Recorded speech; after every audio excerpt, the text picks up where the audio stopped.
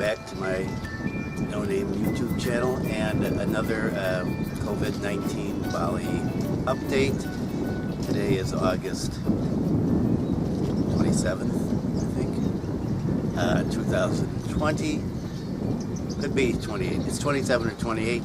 I'll put it up there, the actual date.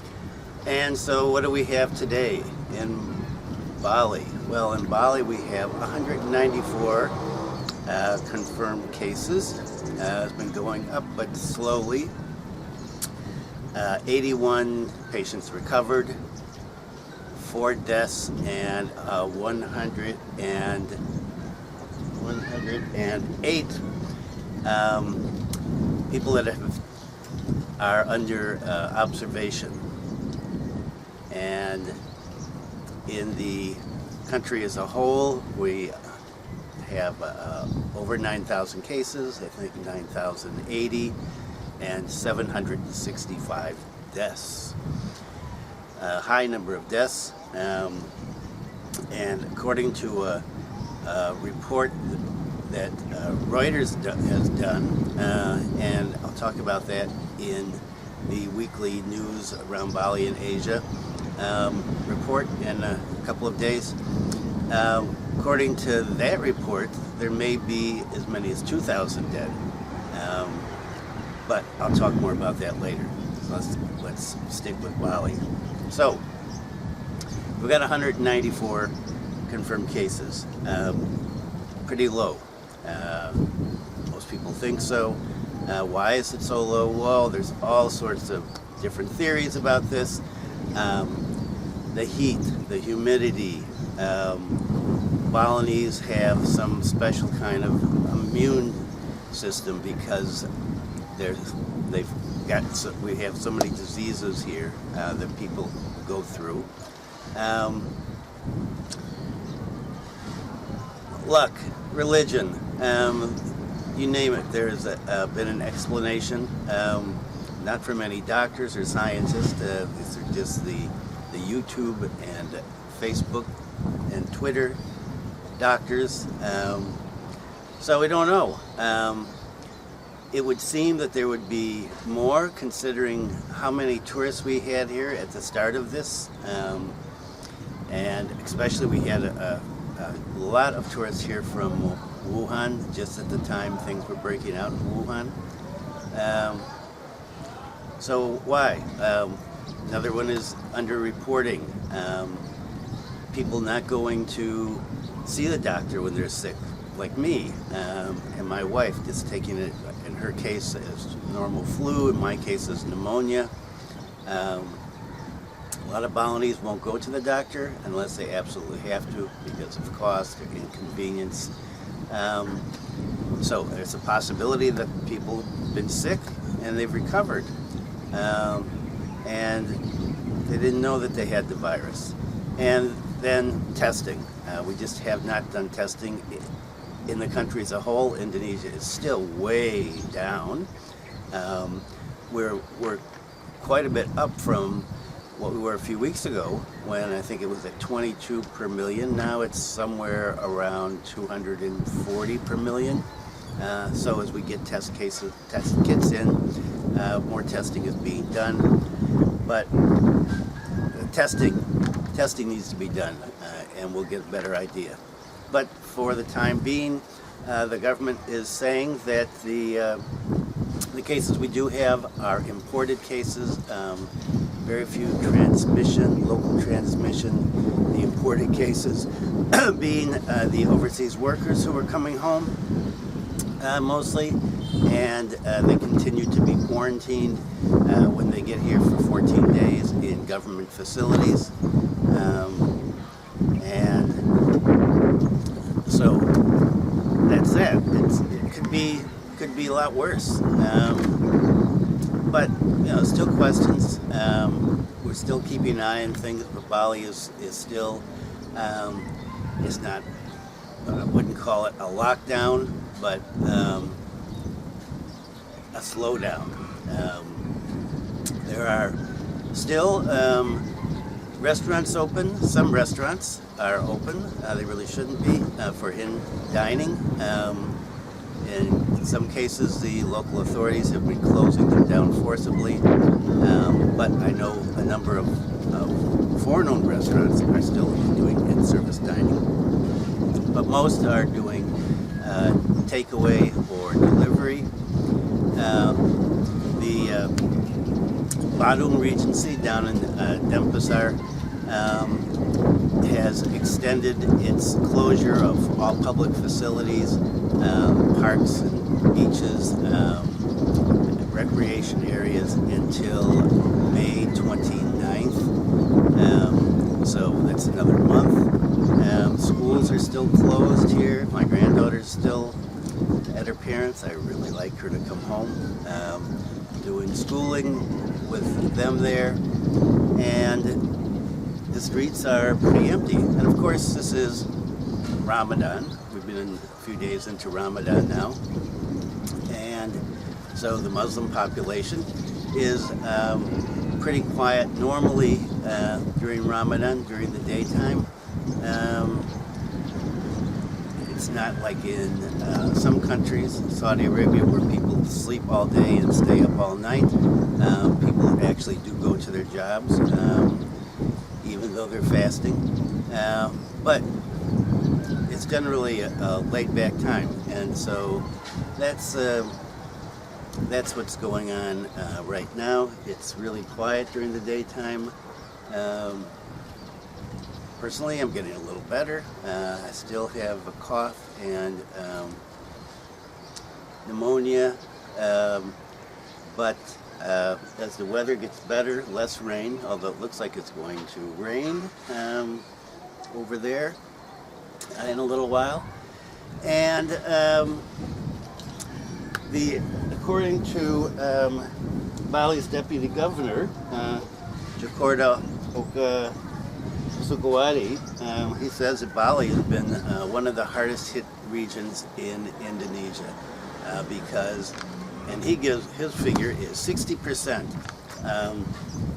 60% of our gross regional product comes from tourism. And we have basically zero tourists. And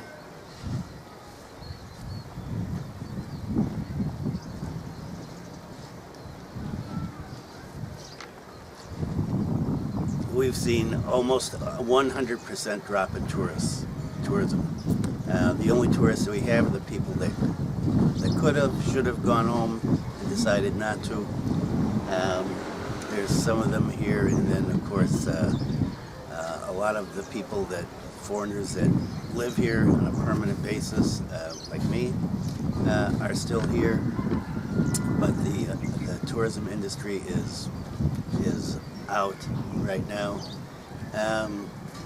and this not only affects the tourism industry but other industries as well. And so agriculture, for example, a lot of farmers sell their produce to hotels and restaurants, and so there's no guest.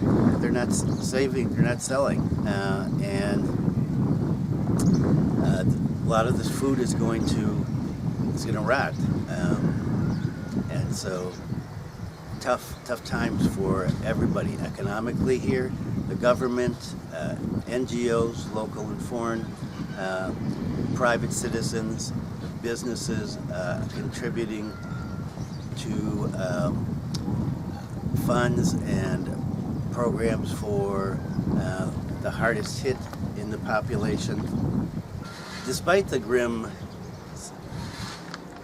forecast there, according to the head of the Bali Tourism Industry Association, the Indonesian Tourism Association, because Bali has had such a low number of cases, he feels that people will be ready to come back here once things are over, and business will be booming once again. So we haven't learned a whole lot from this. After the 2002 bombing, and I mentioned this before, just to bring it up again, the number of local people, academics, and some political figures said we need to diversify the economy more and not be so dependent on tourism. And we do, and you can see that from this pandemic. But is that going to happen? Probably not, unfortunately. But there's always hope. My son-in-law is working on another business besides his tourism business, selling electric motorbikes, and well, I hope he does well, but this is not a real good time for selling anything, unfortunately. But in the future, electric motorbikes in Bali would be great. Okay, and so let's go on to okay, now I don't know how you're going to feel about this. I'm going to show photo. This is what was going on in the south, in the Probokan. Some people that were caught without mask were pulled over by local authorities and given push-ups to do as a penalty for not wearing masks. And this is a very Indonesian thing. It's not only in Bali. And the physical activities when you lose something or do something. I used to play poker with my brother-in-laws years and years ago, and if you lost, they didn't play for money because they're Muslims, so not gambling.